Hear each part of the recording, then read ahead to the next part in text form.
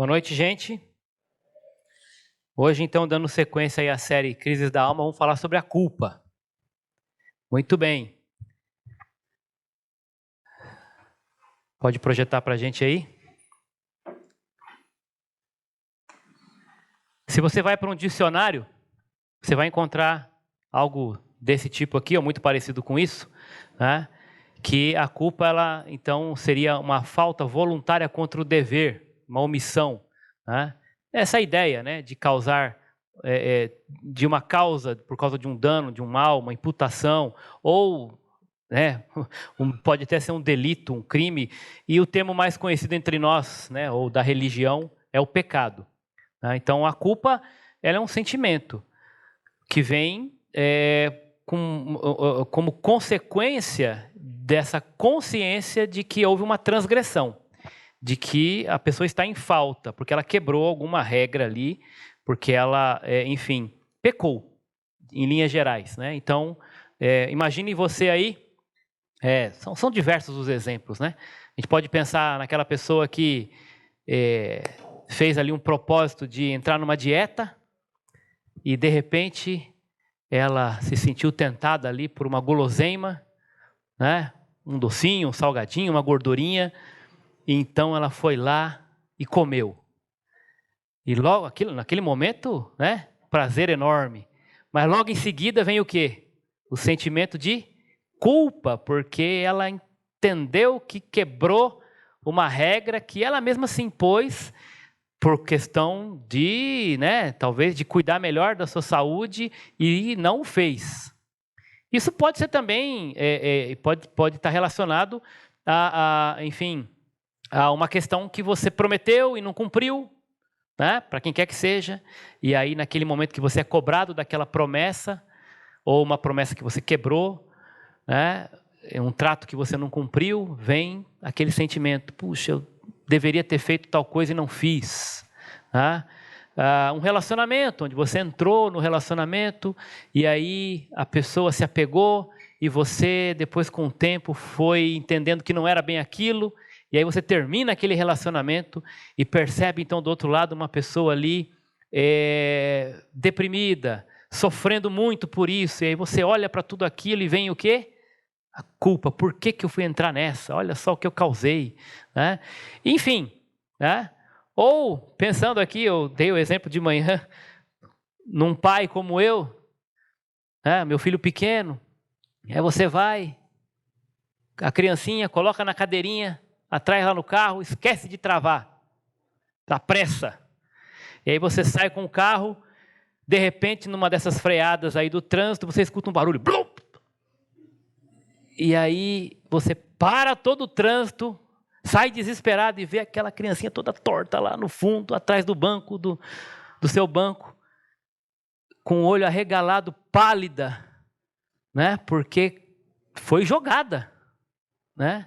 E aí você pega, coloca de volta na cadeirinha, trava, pede desculpa para todo mundo que está ali atrasando, buzinando, né? Seu coração batendo, e vem o que na cabeça lá? Um sentimento de culpa, esqueci, meu Deus.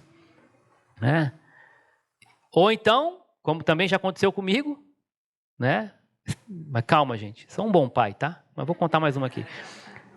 A mãe saiu cedo e o bebê ficou ali no berço, mas você fala, no berço, para ficar olhando de longe, né? Eu vou pegar ele e vou colocar ele na cama comigo. Né? E aí você está ali de manhãzinha, todo, né? E você meio sonolento, você coloca o bracinho em cima dele ali, mas de repente alguma coisa acontece que você, né, dorme e você acorda com outro barulho, blum, de novo. Cama king, aquelas mais altas, e antes de cair ainda bateu a cabeça no criado mudo. E aí você vai lá, desesperado, né? Eu nem lembrei de falar de manhã, mas o galo já cresceu aqui na testa, e aquele desespero, não pode deixar dormir, mas estava de manhãzinha, a criança querendo dormir, você, como é que eu faço? E desesperado ali, o que eu fiz? E vem o quê? Culpa, por que eu deixei acontecer isso? Né? São situações, são várias, diversas situações, e eu quero olhar com você um pouquinho sobre os aspectos disso, né? O psicólogo Marcos Lacerda vai dizer que nada é mais poderoso para controlar um ser humano do que a culpa. Que a culpa é um forte fator de controle e manipulação. Ele vai contar, por exemplo, que alguém pode colocar o revólver na tua cabeça e você falar, não, tudo bem. Né? Não se deixar manipular ou não se deixar intimidar por um revólver na cabeça. Mas se alguém conseguir fazer com que você se sinta culpado por algo, é capaz de você pedir para a pessoa colocar o revólver na tua cabeça e atirar. Tamanha é a sua culpa. Né? Então, a culpa, de fato, ela é um fator de manipulação. Nós não vamos olhar um texto específico, mas vamos passear pela Bíblia e ver 3 aspectos da culpa, né, em nossa vida. O primeiro deles é o que eu estou chamando aqui de culpa ignorada. O que é isso? Né? É onde existe, de fato, o pecado, existe a transgressão, o motivo é real, né? Porém, a pessoa não reconhece a culpa. Ela entende que não tem culpa, ou ela já está num estado onde não consegue sentir culpa. Isso é muito comum quando nós olhamos para o mundão aí fora, né? Os incrédulos, os ímpios, né? As pessoas más deste mundo, né? Que já não sentem mais, são insensíveis. Mas infelizmente isso também pode acontecer no meio do povo de Deus, pessoas que já não andam mais com Deus na intimidade, já abandonaram o seu senhorio nas suas vidas. E elas então também, com o passar do tempo, né, pecado após pecado, já não há mais uma contrição, não há mais essa percepção de que estão transgredindo a vontade de Deus e elas já nem sentem mais, chegam num ponto que já ficam insensíveis, nem sentem mais culpa. Quando nós olhamos para esse texto de Abacuque, esse é um contexto onde o profeta vai falar de um povo que era um povo ímpio, né, um povo cruel. Os babilônios, por exemplo, é uma boa ilustração disso. Ele fala que essa nação viria, né? Deus traria essa nação, que seria uma nação cruel, impetuosa, e vai dizer que ela marcha por toda a extensão da terra para apoderar-se de moradias que não lhe pertencem. Né? Qualquer semelhança com coisa dos dias de hoje é coincidência, gente que se apropria de moradia que não lhe pertence, menospreza rei, zomba de governante, né? Isso também é comum nos nossos dias, né? Riem de todas as cidades fortificadas porque constroem rampas de terra e por elas as conquistam. E aí ele vai dizer, depois passam como vento e prosseguem. São homens carregados de culpa e que têm por Deus a sua própria força. E esse finalzinho aí mostra para nós o quanto esse pessoal não está nem aí para isso. Não sente, eles são carregados de culpa, mas ignoram essa culpa. Para eles isso aí é brinquedo. Né? Podemos pensar aí, ouvindo também uma ilustração, alguém contou uma história de um cidadão que assassinou uma pessoa, matou um outro homem, foi para casa, tomou banho, jantou e foi dormir sossegado. Depois ele conta isso para o delegado. Ou seja, ele acabou de matar uma pessoa, mas a vida continuou como se nada tivesse acontecido. Pessoas que matam uma outra pessoa é como se tivesse matado uma barata. Não faz nenhuma diferença para aquele ser humano ter tirado a vida de um semelhante. Então tem muita gente assim. A gente olha para esse tipo de pessoas, pessoas cruéis, né, que fazem o mal e para eles, né, nada muda. Não tem nenhum sentimento de que aquilo é errado, de que precisam, né, acertar ou consertar alguma coisa. Prosseguindo, nós vamos olhar no texto de Romanos, Paulo falando aos Romanos, e ele vai falar, né, agora para a gente de igreja. Né? Está escrevendo uma carta para os romanos, né? E ele vai dizer para essa turma, você que julga os outros, você é indesculpável, porque está condenando a si mesmo naquilo que julga, visto que você que julga pratica as mesmas coisas. E aqui ele está falando de hipocrisia, gente que imputa culpa nos outros, né? Condena os outros, mas ele mesmo ignora a sua culpa, porque ele pratica aquilo que ele condena os outros em praticar. incoerente, né? E ele vai dizer: sabemos que o juízo de Deus contra os que praticam tais coisas é conforme a verdade. Então tem uma baliza para isso, né? Se a culpa vem porque quebramos um princípio, ou transgredimos uma regra, a verdade é a baliza para entender quando nós ultrapassamos esse limite daquilo que é vontade de Deus, princípio da palavra. Assim, quando você, um simples homem, o julga, mas pratica as mesmas coisas, pensa que escapará do juízo de Deus? Então tem muita gente apontando o dedo para o outro, mas esquecendo que enquanto você está apontando, tem mais 3, né, pelo menos na sua direção, apontando para você. Você olha, né, o cisco no olho do seu irmão, mas não percebe a trave que está no teu. Então você imputa a culpa nos outros, mas você ignora a sua própria culpa, né? Será que você despreza as riquezas da sua bondade, tolerância, paciência, não reconhecendo que a bondade de Deus o leva ao arrependimento? Então essas pessoas ignoram a bondade de Deus, ignoram essa graça de Deus e só conseguem olhar para o outro e culpar os outros.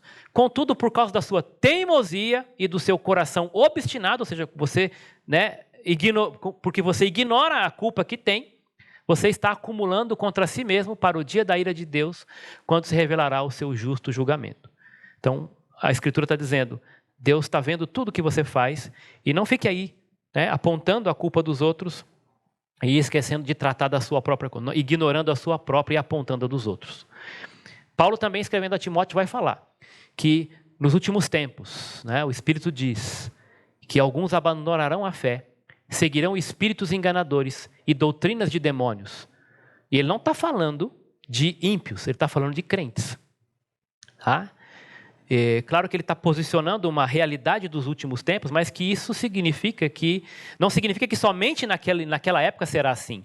Nós temos hoje reflexos disso em toda a humanidade, em todos os tempos, né? Pessoas assim, né, que são pessoas enganadoras, e ele vai dizer: esses ensinamentos de demônios vêm de homens e de pessoas hipócritas e mentirosas, que têm o quê? A consciência cauterizada. Então é gente que já não sente mais o peso da culpa. E ele não está falando de incrédulos. É impressionante como o crente pode chegar nesse ponto. Paulo vai alertar os tessalonicenses quanto a isso. Não apaguem o espírito. Se ele está dizendo para não apagar, é porque existe. Certo? Se existe é porque se converteu. Só tem o espírito quem é crente. Ok? Então, se você tem o Espírito, cuidado. Você pode apagar. Isso não significa perda de salvação. É como uma vela, né? Se você tem uma vela iluminando um quarto escuro, quando você apaga um quarto, obviamente escuro, você coloca a vela, vai iluminar. Quando você apaga a vela, o quarto volta a ficar escuro. Isso não significa que a vela desapareceu. Ela está ali. Só que ela não está cumprindo o propósito para o qual ela foi criada. Ela não está atuando, mas ela está ali. Então isso não é perda do Espírito, não vai embora, né? Você não perdeu o Espírito, ele apenas deixou de atuar por culpa sua, ignorada, por causa da consciência cauterizada, dessa insensibilidade ao agir do Espírito. Você pode chegar ao ponto de fazer isso. O Espírito fica inoperante, porque você não escuta mais a sua voz. Tiago fala que você chega ao ponto que você não chora mais pelo pecado. Tem gente que brinca com isso, né? Vem nos ambientes de fé, nos cultos, nas reuniões, mas aquilo é apenas, talvez como aquele comprimido que você toma para dor de cabeça. Você não trata a causa, você fica só tomando um comprimidinho. Vai domingo lá para aliviar um pouquinho a sua culpa, né? Mas durante a semana você continua fazendo as mesmas coisas abomináveis, né? Pecaminosas, que Deus condena, e isso já não causa mais em você nenhuma reação, né, de contrição, de busca por perdão, por acertar aquilo e voltar, né, a ter comunhão com Deus. Não vai andar com você na lama do pecado. E vai chegar talvez até nesse ponto de você nem ouvir mais a sua voz, porque já apagou o Espírito há muito tempo. Por quê? A culpa é ignorada. Finalizando esse ponto, ele vai dizer, o autor de Hebreus vai dizer: cuidado, irmãos, para que nenhum de vocês tenha o coração perverso e incrédulo. Olha, falando para irmãos, coração incrédulo, que se afaste do Deus vivo. Pelo contrário, e aqui ele vai dar uma dica: né, para que isso não aconteça. Encorajem-se uns aos outros. Precisamos da igreja. Você não pode se limitar a vir aqui apenas nessas reuniões dominicais, sentar aí, ouvir e ir embora. Porque isso não combina, né, ou de fato não colabora para que você fique firme, fique de pé durante a semana. Você precisa desse encorajamento mútuo. A igreja precisa estar tendo essa conexão, mais do que pelo WhatsApp, né? Mas precisa estar se provocando ao encorajamento uns aos outros todos os dias, durante o tempo que se chama hoje, de modo que nenhum de vocês seja o quê? Endurecido. É um termo que faz um paralelo com aquela questão da mente cauterizada pelo engano do pecado. E aí você vai ignorar a culpa, né? Fazer de conta que nada aconteceu. Pois, de fato, ele vai dizer, passamos a ser participantes de Cristo desde que, de fato, nos apeguemos até o fim à confiança que tivemos lá no princípio. Por isso é que se diz, ele vai citar uma profecia, né? Um texto do Antigo Testamento. Se vocês ouvirem a sua voz, não endureçam o coração como na rebelião, fazendo referência à rebeldia do povo de Israel, né, que fechou os ouvidos, ignorou a sua culpa, né, e deixou Deus de lado. Né, e Deus muitas vezes querendo alertar, punindo, levantando profetas e aquele povo com coração duro. Então ele fala, se vocês ouvirem, e obviamente toda vez que a palavra de Deus é pregada, isso se cumpre. Vocês estão ouvindo a voz de Deus, dizendo para vocês, acertem isso, não ignorem a culpa, né? Não brinquem com Deus, não zombem de Deus. Se você tem pecado, não brinque com isso, não ignore isso, acerte isso, corrija isso, tá bom? E o segundo ponto, primeiro é a culpa ignorada, mas também tem essa culpa irreal. É o contrário da outra. Essa aqui, na verdade, a pessoa assume uma culpa quando de fato ela não cometeu o pecado, ela não transgrediu nada, mas ela entende, né, de alguma forma isso foi colocado na mente dela, que ela tem culpa por algo que a Bíblia não condena. Isso é muito comum em círculos religiosos legalistas, onde as pessoas colocam cargas e pesos na consciência dos outros, fazendo elas pensarem que aquele tipo de prática é pecaminosa, o que ela usa, o que ela veste, o que ela deixa de vestir, o que ela come, o que ela bebe, o que ela escuta, enfim. E as pessoas acabam colocando nomes, inventando pecados que a Bíblia nunca entrou nesse mérito. A Bíblia trabalha com princípios, com questões como bom senso, né, como modéstia, mas tem gente que quer qualificar cada atitude, né, cada passo, isso aqui pode, isso aqui não pode, isso aqui pode, a pessoa vai vivendo, né, com esse peso acumulado e ela fica cercada e vai sendo sufocada por regras e mais regras, e ela acaba então entrando nessa de que as pessoas entram na mente dela falando, você não pode fazer isso, olha o que você fez, isso é errado e tal, e ela vai vivendo nesse aperto, né, do legalismo, tá bom? E não existe culpa, mas ela assume como se fosse. Isso é real. Isso não é uma transgressão, mas ela entende que é. E vive culpada por causa disso. Eu coloquei um texto aqui que aparentemente não tem muito a ver. Mas eu vou explicar o porquê disso. Lá em Provérbios 22:6. Essa é uma das traduções, né, da NVI. Instrua a criança segundo os objetivos que você tem para ela. Falando para o pai. Né? E mesmo com o passar dos anos, não se desviará deles. Em outra tradução mais conhecida, talvez, ensina a criança no caminho que deve andar, e ainda quando for velha, não se desviará deles. Gente, vamos lembrar uma coisa. Isso é um provérbio, não é uma promessa. O que é um provérbio? É uma máxima da vida. O sábio, observando a vida, ele percebeu que, na maioria das vezes, quando a parte A é feita, a B vem como consequência natural.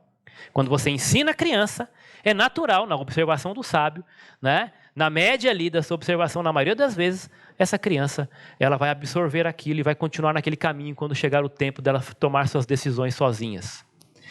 Mas um professor meu dizia que Provérbios é como uma loja de conveniência. Né? Quem já entrou em loja de conveniência é tudo arrumadinho, bonitinho. Mas com um detalhe, tem um macaquinho solto lá dentro. Então a qualquer momento pode acontecer um acidente. Né? E por que nós falamos a esse respeito?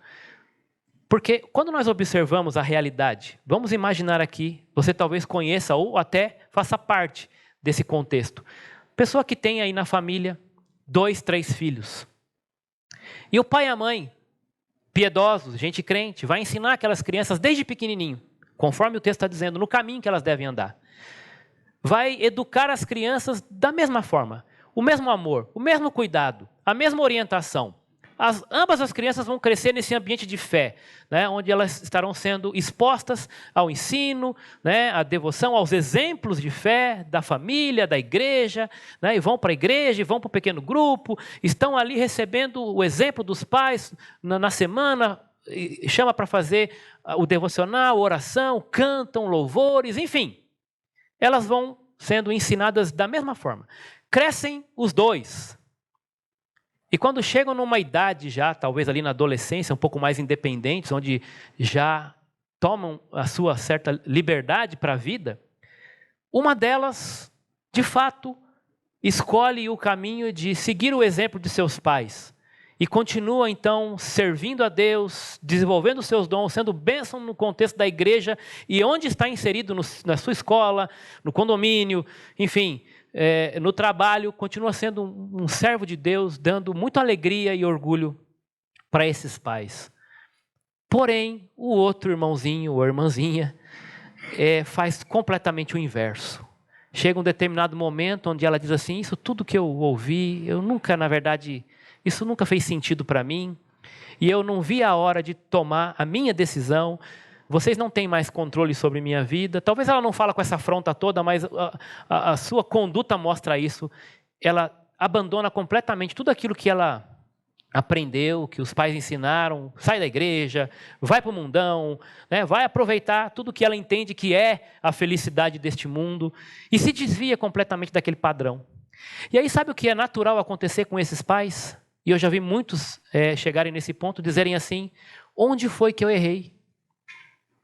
Eles assumem uma culpa que não é real. Porque a Bíblia diz que o pecado dos filhos não será imputado aos pais e o pecado dos pais não será imputado aos filhos. Cada um vai decidir, a alma que pecar, essa morrerá. Claro que nós influenciamos. A conduta de um pai e de uma mãe, ela influencia, mas ela não determina como será o caminho, o caminhar daquele filho quando chegar na sua idade adulta. Então, pai e mãe, pare de se culpar se você fez tudo aquilo que você entende pela Escritura, que era necessário no seu papel de pai e de mãe. Não é você que vai garantir a estabilidade espiritual do seu filho. E ainda bem que isso não é uma promessa, porque se fosse uma promessa, de quem seria a glória? Dos pais. E Deus não divide a glória que é dele com ninguém. O pai bateria no peito, como eu já infelizmente vi, e diria assim, tá vendo, meu filho, que bênção na igreja, porque eu ensinei, porque eu fiz questão de levar o moleque para a igreja, eu não deixava ele fazer o que queria, tal. E ele batendo no peito, nesse sentido, dizendo que o filho só estava caminhando com Deus por causa dele. Gente, quem conhece a Escritura sabe como nós somos miseráveis, pecadores. E se não for a graça e a misericórdia de Deus, todos os dias, nossos filhos não permanecerão. Independente de quem sejamos nós em termos de vida piedosa, de exemplo, que é muito bom, é esperado, é pedido.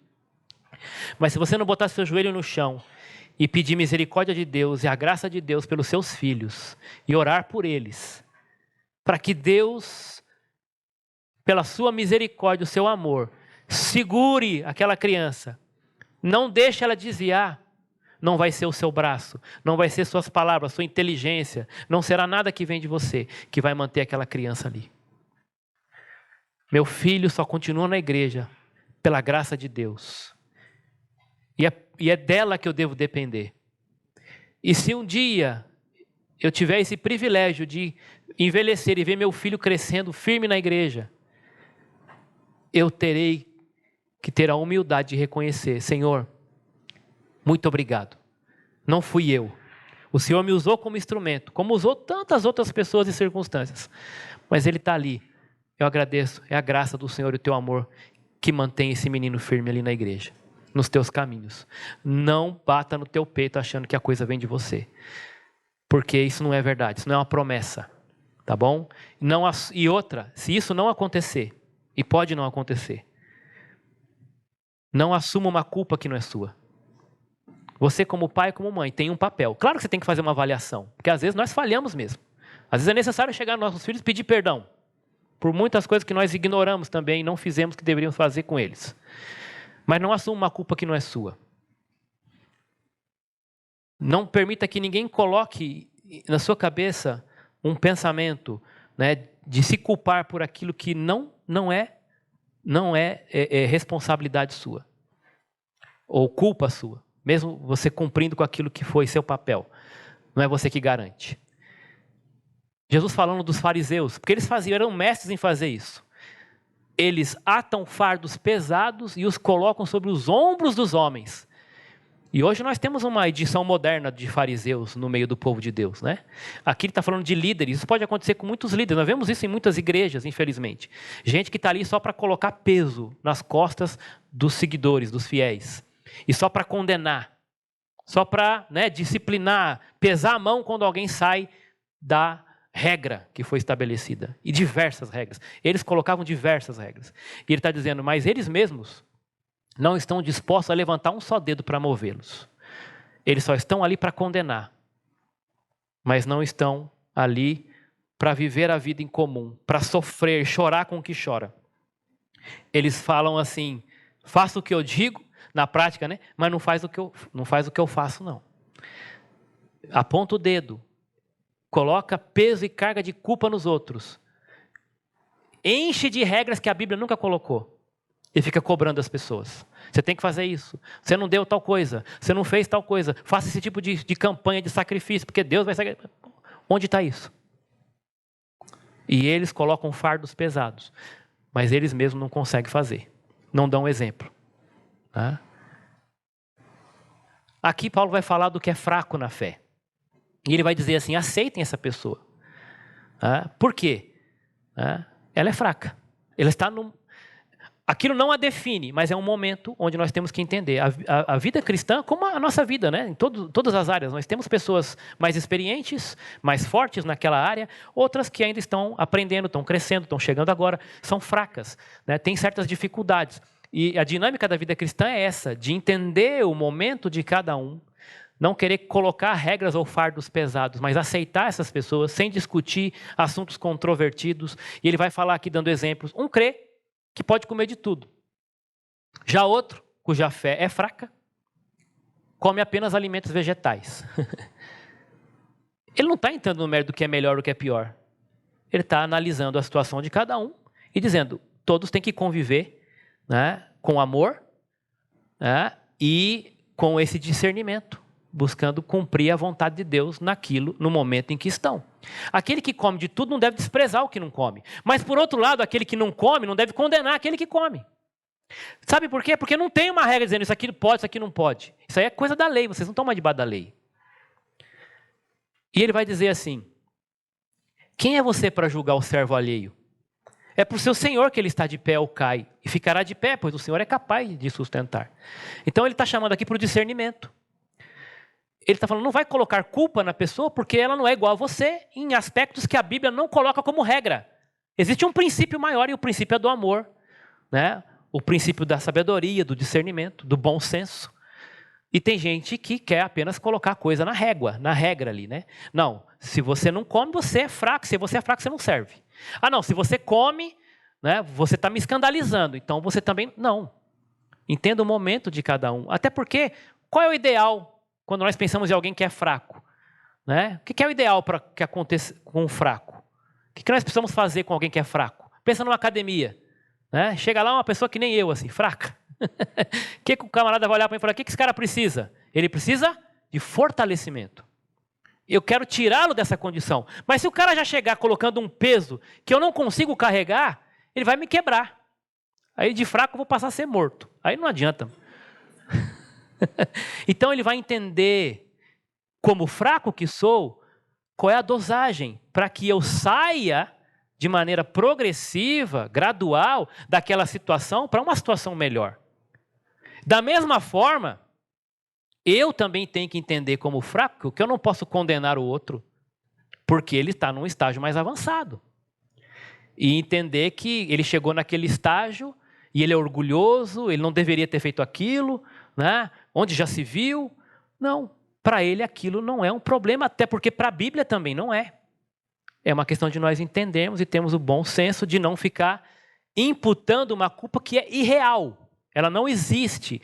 É um momento de cada um. Eu não posso ser pedra de tropeço para ninguém. Né?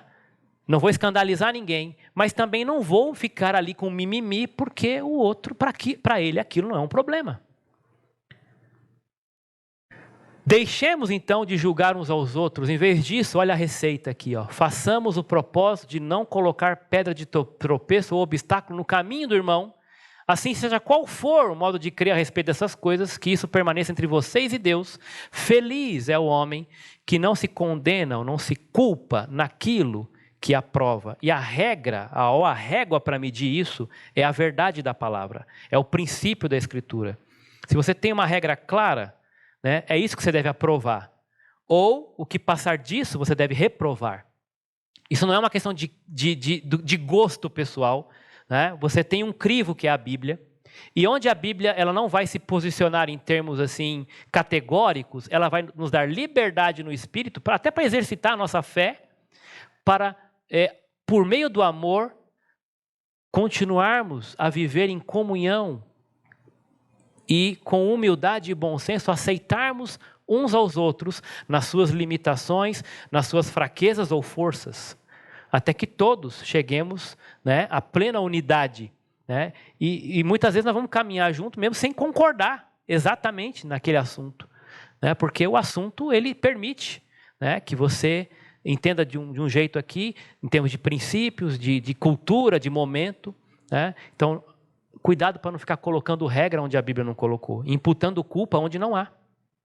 O objetivo, Paulo vai falar a Timóteo, desta instrução é o amor, que procede de um coração puro, de uma boa consciência, que vai fazer referência ao contrário daquela consciência cauterizada.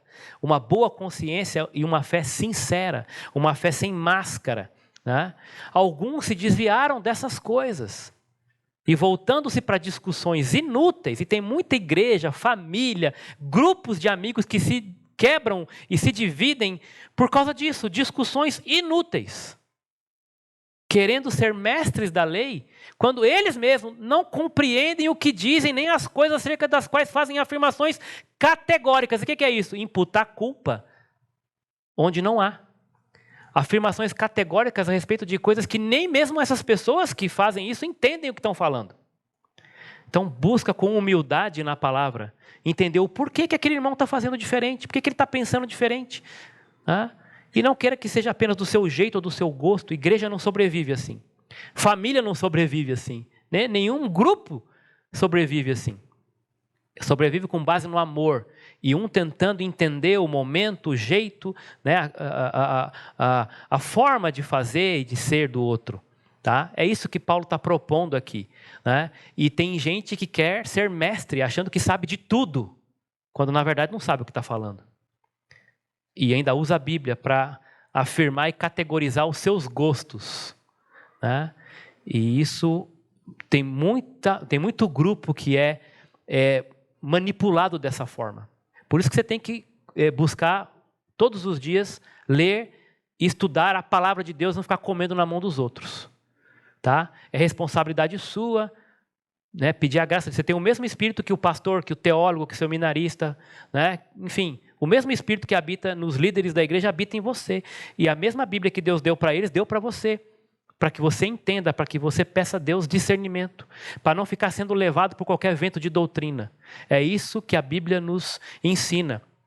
Aprendemos hoje na escola bíblica aqui sobre examinar as escrituras, o exemplo dos bereanos. Eles conferiam na escritura. Pô, mas é o apóstolo Paulo que está falando, é o fulano que está falando. Não tem problema, eu vou conferir ali para ver se é isso mesmo. Né? Eles eram nobres por causa disso. A Bíblia os chama de nobres. Porque para não ficar recebendo culpa onde não tem ou imputando culpa onde não há. Né? Sabemos que a lei é boa se alguém a usa de maneira adequada. E por fim, parece estranho, né? Mas se tem culpa, vamos pensar na que seria ideal. Né? A ideal é essa. Você vai reconhecer que existe um pecado, uma transgressão, mas o que acontece? Você vai buscar o arrependimento. Aqui está o remédio, aqui está a solução para a questão da culpa. Nesse sentido, a culpa é uma bênção, Porque o primeiro ponto é horrível, quando a pessoa já não sente mais culpa por nada que ela faça. Ela entende que ela é o padrão de regra, ela não tem ninguém que possa dizer para ela o que é certo e o que é errado, e ela já não se sente mais culpada por nada que ela faça a ninguém. Ela é uma pessoa que é um sem lei, um fora da lei, um sem lei. Né? Então ela sempre tem uma desculpinha nesse sentido, nunca entende que ela está errada, nunca vai aceitar a culpa. E as pessoas até se afastam de gente assim, porque ela nunca está errada, ela não acha que está culpada de nada. Né? Então o ideal é o quê? É como Davi, nós vamos ver o exemplo de Davi. Davi pisou muito na bola. Quem conhece um pouco da vida de Davi sabe o que esse cara chegou a fazer: adulterar, né? Mentir, chegou até a matar, mandar matar. Mas um coração contrito e quebrantado Deus não rejeita. Em contrapartida, Judas, não é? Traiu o Senhor e teve remorso, foi o máximo que ele teve. A culpa pesou tanto que ele se suicidou. Ele não se arrependeu, não foi acertar. O que Deus espera é o arrependimento. E para entender arrependimento, eu tenho um objeto aí, um tripé, né? Aí você tem um tripé. Né? Se você tirar qualquer um deles, né, essa possível mesinha aí, essa banqueta, ela vai cair, não vai se sustentar. Então tem que existir todos os pezinhos aí intactos para que a coisa fique equilibrada. Tá? Eu tenho que entender que para estar arrependido, 3 coisas têm que acontecer. Primeiro, eu tenho que admitir o erro. Isso aqui é reconhecer que errei, que eu transgredi um princípio, uma regra. Tá? Então eu tenho que chegar nesse ponto de falar, de fato eu entendo que eu errei. Eu admito que eu errei. Mas isso não é suficiente. Isso não significa arrependimento por si só. Eu tenho que ir para um outro degrau aqui. Eu coloquei com A para ficar tudo bonitinho, mas a ideia aqui é anunciar, significa falar isso, confessar, pedir perdão, acertar com quem você errou. Né? Você tem que declarar isso, porque isso faz parte dessa humilhação, esse processo é saudável. Né? Deus espera que você se humilhe debaixo de sua poderosa mão, para que em tempo oportuno Ele te exalte. Então, se você errou com alguém, nada mais nobre do que você chegar a essa pessoa, além de reconhecer que errou, irmão, irmã, fulano, eu errei. Anuncia, fala, peça perdão, comunica isso, né? Humilhe-se, porque isso faz parte do processo de restauração. Tá? Tem gente que admite, mas é orgulhoso. Não, eu até sei que eu errei ali, mas eu não vou pedir perdão, eu não vou me rebaixar. Ela também errou. Aí começa, né? Começa a querer pesar na balança os centavos da culpa. Tá? E aí não mostra arrependimento. Mas isso também só não resolve a questão. Precisa de mais um ponto importantíssimo, que é decidir não fazer mais. É abandonar aquele pecado, abandonar aquela prática.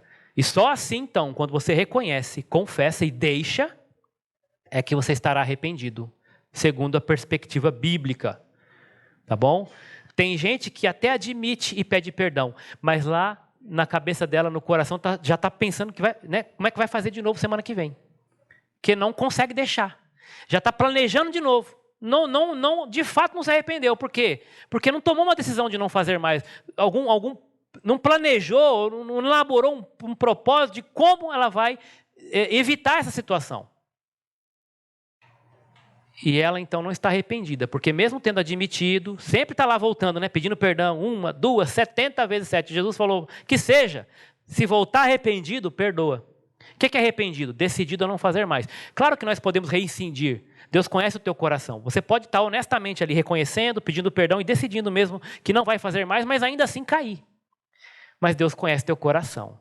E tem muita gente que não chega nesse último ponto aí. Ela sabe que está errada, até pede perdão, mas ela não está disposta a mudar. Não está disposta a mudar. Está disposta a acertar a situação ali, para não ficar mal, para não pegar mal. Para não perder o emprego, para não perder a amizade, para não desestabilizar o casamento. Mas mais cedo ou mais tarde, quem não abandona vai ficar desmascarado, vai ficar ruim para o seu lado.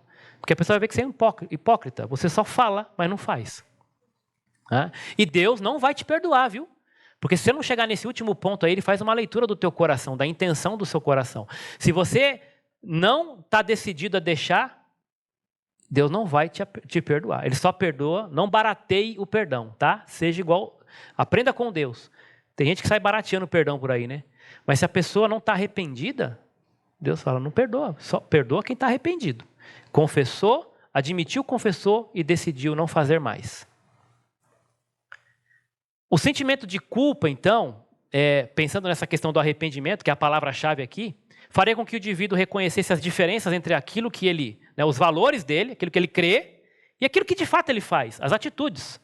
Porque a culpa é isso, eu creio numa coisa, eu penso de um jeito, mas fiz contrário, transgredi. E aí vem a culpa, porque eu não devia ter feito assim. Então, esse sentimento vai fazer com que você faça, então, reconheça a diferença entre o seu valor e a sua atitude. E ao reconhecer isso, então, você vai entender os seus limites. Que é essa questão de, para abandonar, às vezes, um pecado. Opa, eu não posso mais frequentar aquele lugar. Por enquanto, eu não posso mais andar com essa pessoa. Eu não posso mais me aproximar de lugares que tem aquilo ali, porque eu vou cair.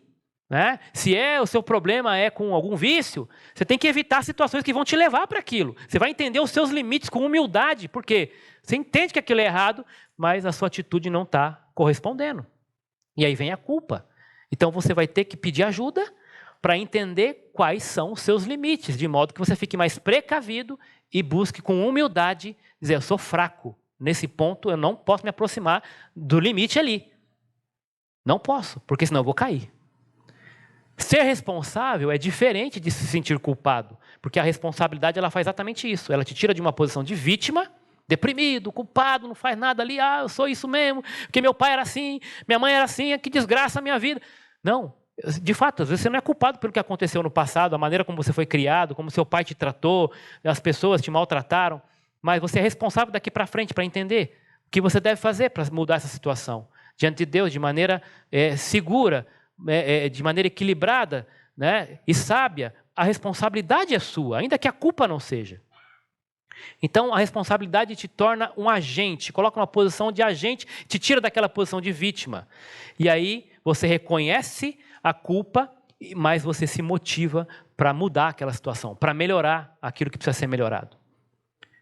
Salmo 32, aqui o exemplo de Davi, ele vai dizer, como é feliz aquele que tem as suas transgressões perdoadas e os seus pecados apagados.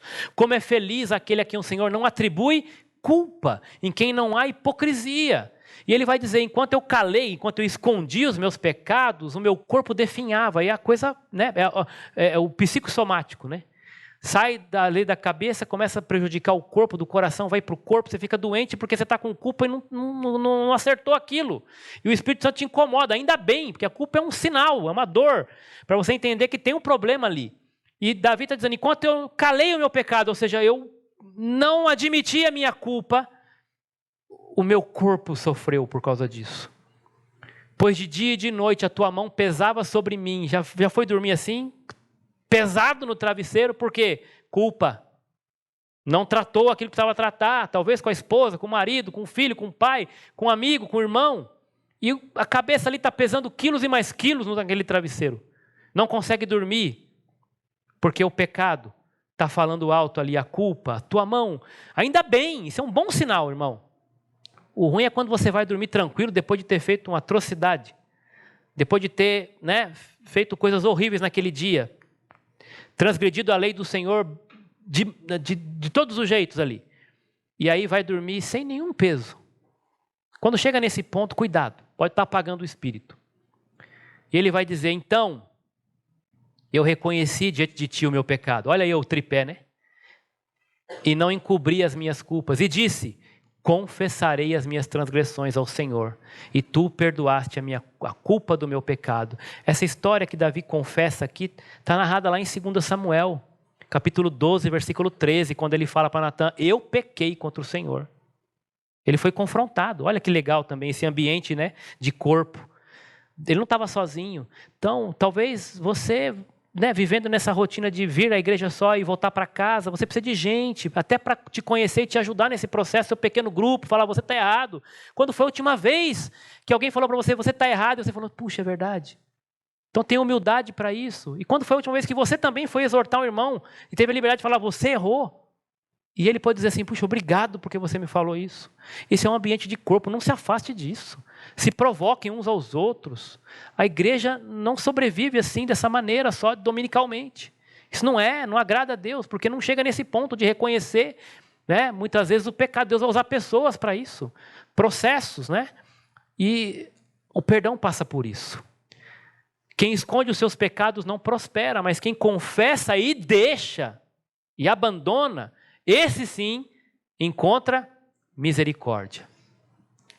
Paulo vai falar aos coríntios: eu me alegro não porque vocês foram entristecidos. E a culpa traz tristeza, né? Traz tristeza. Puxa, é triste você entender que deu mancada com alguém que você ama, por exemplo.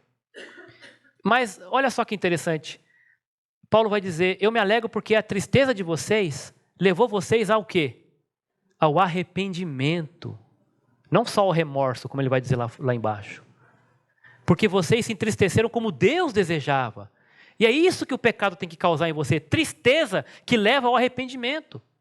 De forma alguma foram prejudicados por nossa causa. A tristeza, segundo Deus, produz um arrependimento que leva para a salvação. Essa salvação aqui não está falando só de ir para o céu ou para o inferno, mas é tirar você daquele estado de falta de comunhão com Deus, né, de santidade, e voltar a ter a santidade e a comunhão com Deus e com o seu próximo. Salvo daquele problema, daquela situação que estava impedindo você de viver em paz. Porque a tristeza produz arrependimento. Essa é a que vem de Deus.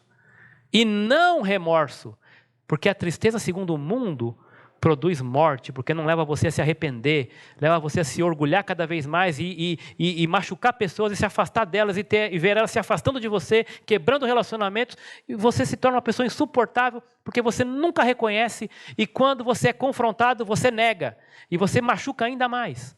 E isso produz morte, porque as pessoas se afastam de você e você delas. Se confessarmos os nossos pecados, Ele, Deus, é fiel e justo para nos perdoar e nos purificar de toda injustiça. E para terminar, nós vamos olhar para essa mesa aqui e perceber o quanto o amor e a graça de Deus nos alcançou. Ele, que não tinha e não teve pecado algum, nunca teve culpa de nada, se fez pecado e assumiu a culpa que era sua e minha para Ele. Ele levou sobre si os nossos pecados. Todos nós, ninguém aqui escapa disso. Andávamos desgarrados como ovelhas. Cada um se desviava pelo caminho. Mas o Senhor fez cair sobre ele o quê? O quê? A culpa, a iniquidade de todos nós. Todavia, ao Senhor agradou moê-lo. Olha para essa mesa aqui. Corpo e sangue representados, moídos por nós. Fazendo-o enfermar, quando der ele a sua alma como oferta pelo pecado. Mais para frente o texto vai dizer: o meu servo, referindo-se a Cristo, o justo, com seu conhecimento. E aqui está um termo teológico, né? E um termo jurídico. Justificará. O que é isso? O que é justificação? A justificação é um processo no qual aquele culpado é eximido dessa culpa diante do juiz, por alguém, ou por algo feito em seu favor. Então, ele morreu, ele foi moído, foi entregue, o justo, para justificar muitos, porque as iniquidades deles levou sobre si. Jesus carregou a sua culpa, meu irmão, pagou o preço do seu pecado na cruz. E essa mesa mostra isso, o quanto ele nos amou, a ponto de se entregar por nós. Aquele que não tinha culpa, o justo, levou sobre si a sua iniquidade, a sua culpa. Por isso eu lhe darei muitos como sua parte, e com os poderosos repartirá ele o despojo, porquanto, volta seus olhos de novo para essa mesa, derramou a sua alma na morte, foi contado com os transgressores, contudo, levou sobre si o pecado de muitos, e pelos transgressores Ele intercedeu. Que grande amor, né, meu irmão? Talvez você esteja aqui nessa noite, pesado pela culpa de muitos anos, talvez que alguém colocou sobre você, ou que você vem sentindo porque não conseguiu ser a pessoa que gostaria de ser na vida do seu filho, não conseguiu ser o filho que você gostaria de ser até hoje para os seus pais, não conseguiu ser o trabalhador que você esperava que seria, não conseguiu prosperar na sua profissão, se sente culpado por isso, porque deixou passar grandes oportunidades, porque foi maltratado na sua infância, porque não teve uma família ideal. Eu não sei que tipo de culpa você carrega, mas até por essa Jesus morreu também. E Ele quer libertar você disso. Talvez você já até tenha feito essa entrega de vida para Jesus, mas tem andado longe dele, a ponto de até apagar o espírito, porque não mais tem sido sensibilizado com o pecado, ou pelo pecado, e nem culpa mais você tem tido. E isso é um desaforo para com aquele que morreu exatamente por isso, para libertar você da culpa e te fazer viver uma vida de santidade. Aquele que não conheceu o pecado, Ele o fez pecado por nós, para que nele fôssemos feitos justiça de Deus. E é dessa maneira que você tem que andar e caminhar, representando aquele que é justo. Então eu vou pedir que agora você faça uma oração aí, silenciosa, você e Deus. Porque a ceia nos chama para esse tipo de autoconfrontação. Ela vai dizer: examine-se, pois, a si mesmo o homem, a mulher, e então coma do pão e beba do cálice. Examine-se em que sentido? Peça para Deus, como Davi pediu, para sondar o seu coração, ver se há algum caminho mau e livrá-lo disso. E esse processo de livramento passa por arrependimento. Primeiro, admitir as suas faltas, as suas culpas diante de Deus agora. E se tem alguém contra quem você pecou, você deve então confessar esse pecado ao Senhor e decidir procurar essas pessoas ou essa pessoa e acertar com ela, se humilhando e confessando sua culpa. Talvez como um mau pai que você foi até hoje para os seus filhos, uma mãe que não tem conduzido os seus filhos no caminho do Senhor, não tem dado exemplo.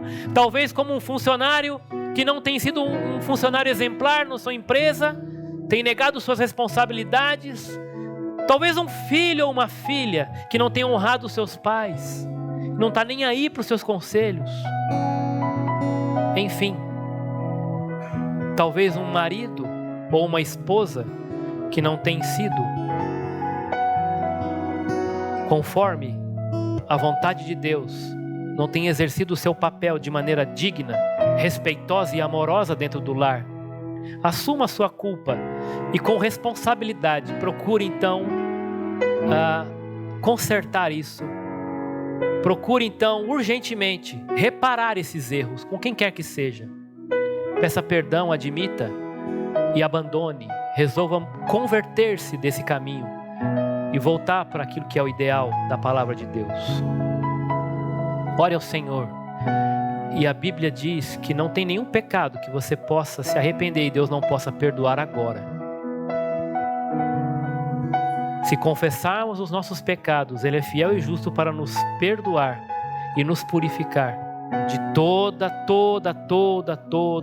a injustiça, toda a culpa, todo o pecado.